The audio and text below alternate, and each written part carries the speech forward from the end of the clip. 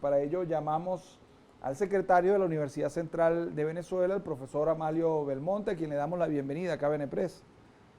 Muchas gracias, Orlando, por ti, para toda la audiencia. Es grato estar con ustedes, a pesar de todas las circunstancias y las informaciones que no son muy gratas para el país y para la universidad. Sí, así es. ¿Qué confirmación tienen ustedes de que la sentencia sí, realmente inicialmente exista? teníamos dudas porque cuando hay periodo vacacional, en los 10, más de 10 años que tenemos todos al frente y recibiendo vínculos con el TSJ, jamás durante el periodo vacacional las salas que lo constituyen pueden emitir decisiones o acciones o realizar alguna actuación, salvo la sala penal. Sin embargo, casi finalizando las vacaciones, nos sorprenden con una respuesta que se le da a las universidades autónomas con base a una solicitud de nulidad que hicimos hace 10 años. Hace 10 años nosotros solicitamos que se declara inconstitucional especialmente un artículo de la Ley Orgánica de Educación Nueva, el artículo 34, que modificaba sustancialmente los procedimientos internos de las universidades para elegir sus autoridades y modificaba también la composición del claustro universitario. El claustro universitario, para los amigos oyentes que no están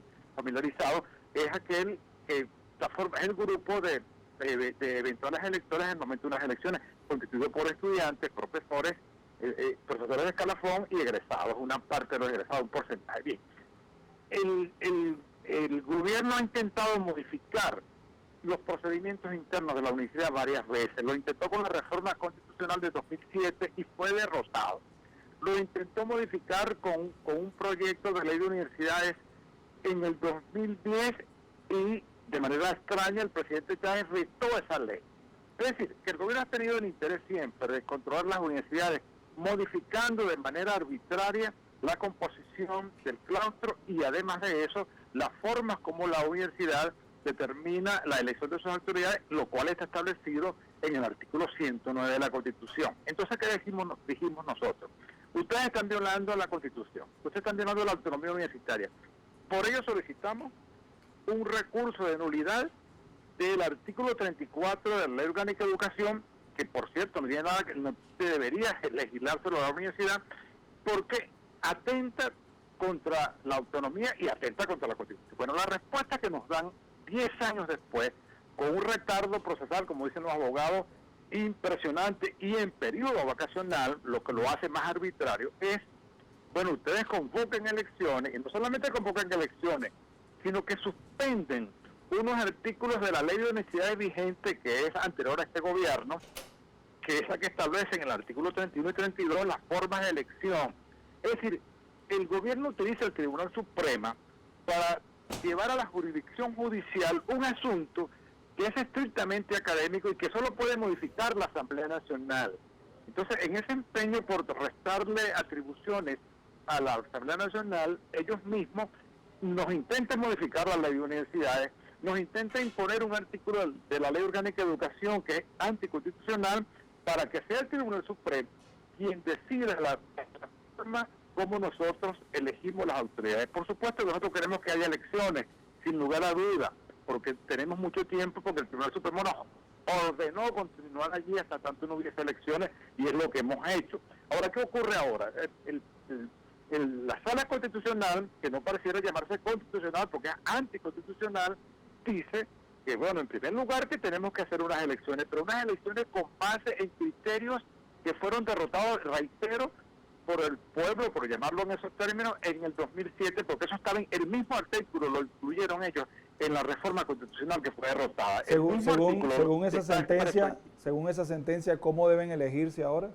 Bueno, ahora tenemos que elegir, de acuerdo con lo que ellos dicen, un sistema corporativo, como el Estado de Mussolini. ¿Por qué lo llamamos sistema corporativo? Porque Mussolini dividió a la sociedad italiana en la corporación sindical, la corporación intelectual, en fin. Bueno, ellos dividen el universo de la comunidad de la universidad en la corporación profesoral, la corporación estudiantil, la corporación de obreros, la corporación de egresados y la corporación de empleados. Entonces dicen que quien vaya a ser electo autoridad o decano tiene que ganar las elecciones en cada una de esas corporaciones. Absurdo totalmente. Es absurdo porque un cuerpo académico lo transforma en un cuerpo corporativo, como si estuviéramos en la época de Mussolini.